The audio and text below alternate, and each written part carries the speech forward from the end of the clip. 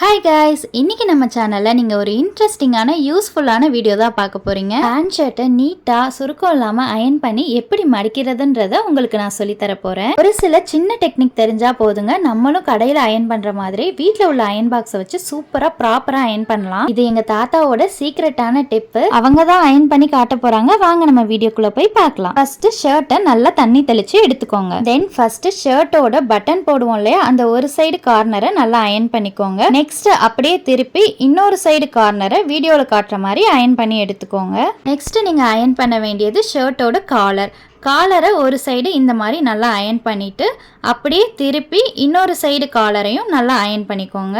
நல்லா அழுத்தம் கொடுத்து அயன் பண்ணிக்கோங்க. அடுத்து நீங்க அயன் பண்ண வேண்டியது ஷர்ட்டோட கைப்பகுதி. இந்த வீடியோல காட்டுற மாதிரி ரைட் ஹேண்ட்ல அயன் பாக்ஸை வச்சு அயன் பண்ணிட்டு லெஃப்ட் ஹேண்டை யூஸ் பண்ணி சுருக்கம் இல்லாம எடுத்து விட்டு அயன் பண்ணணும். இதே மாதிரி கையோட பேக் சைட்ல அயன் பண்ணிட்டு ரெண்டு கையையும் இதே மாதிரி அயன் பண்ணி எடுத்துக்கோங்க. அடுத்து ஷர்ட்டோட உள் பக்கத்தை இந்த மாதிரி விரிச்சு வச்சு அயன் பண்ணுங்க. அடுத்து ஷர்ட்டோட ரைட் சைடு உள்ள பகுதியை இந்த மாதிரி எடுத்து வச்சு கொஞ்சமாக ஈரம் தடவிட்டு நல்லா அயன் பண்ணுங்க. அதே மாதிரி லெஃப்ட் ஹேண்ட்ல சுருக்கத்தை எடுத்து விட்டு அயன் பண்ணுங்க. இந்த மாதிரி ஸ்டெப் பை ஸ்டெப் அயன் பண்றதுனால அயன் பண்றதுக்கு உங்களுக்கு ஈஸியா இருக்கும். அடுத்து ஷர்ட்டோட அடுத்த பகுதியை எடுத்து வச்சு இந்த மாதிரி நல்லா அழுத்தம் கொடுத்து அயன் பண்ணுங்க. வீட்டில் நம்ம கரண்ட் அயன் பாக்ஸ் தான் எல்லாரும் யூஸ் பண்ணுவோம். ஸோ நம்ம அழுத்தம் கொடுத்து அயன் பண்ணாதான் நல்லா அயனிங் ஆகும். இந்த மாதிரி அயன் பண்ணதுக்கு அப்புறம் காலர் பகுதியை நல்லா மடிச்சு விட்டுக்கோங்க. வீடியோல காட்டுற மாதிரி. இப்போ காலர் பகுதியையும் ஷர்ட்டோட எண்டையும் அழுத்தி இந்த மாதிரி திருப்பி போட்டுக்கணும். இதான் ரொம்ப முக்கியமான விஷயம். அப்பதான் ஷர்ட் வந்து கலையாம இருக்கும் அயன் பண்ணது. தென் நமக்கு மடிக்கிறதுக்கும் ஈஸியா இருக்கும். இதுக்காக நம்ம ஷர்ட் பட்டன்லாம் போட்டு மடிக்கணும்ன்ற அவசியமே கிடையாது.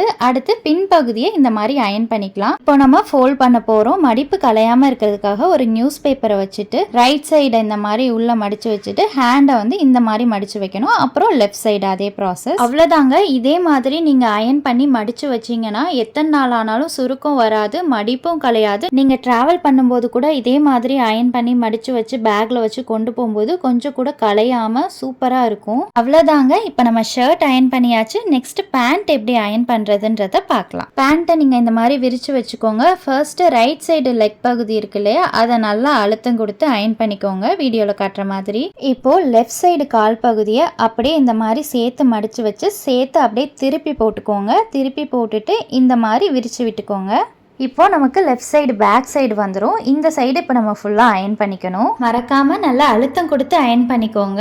ரைட் சைடு கால் பகுதியை திருப்பி போட்டு சுருக்கம் இல்லாமல் எடுத்து விட்டு அழுத்தம் கொடுத்து அயன் பண்ணிக்கோங்க. அவ்வளோதாங்க. இப்போ நீங்கள் நெக்ஸ்ட் என்ன பண்ண போறீங்கன்னா, இந்த பேண்ட்டை அப்படியே திருப்பி போட்டால் லெஃப்ட் சைடோட பேக் சைடு வந்துடும். நம்ம ஆல்ரெடி லெஃப்ட் சைடு வந்து ரெண்டு சைடுமே அயன் பண்ணியாச்சு. இருந்தாலுமே சுருக்கம் இருக்கும். ஸோ தண்ணி தெளித்து கொஞ்சம் அயன் பண்ணிக்கணும். இப்போ உங்கள் எல்லாத்துக்கும் ஒரு டவுட் வரும், ரைட் சைடு வந்து ஒரு சைடு தானே அயன் பண்ணணுன்ற டவுட்டு. பட் பண்ண தேவையில்லை, இதுவே போதும். சுருக்கம் இல்லாமல் சூப்பராக வந்துடும். ஸோ அவ்வளோதாங்க. இந்த டிப்ஸ் அண்ட் ட்ரிக்ஸை யூஸ் பண்ணி இனிமேல் நீங்களே வீட்டில் சூப்பராக பர்ஃபெக்டாக அயன் பண்ணிடலாம். ஸோ வீடியோ யூஸ்ஃபுல்லாக இருந்தால் லைக் அண்ட் சப்ஸ்கிரைப் மறக்காமல் பண்ணிடுங்க.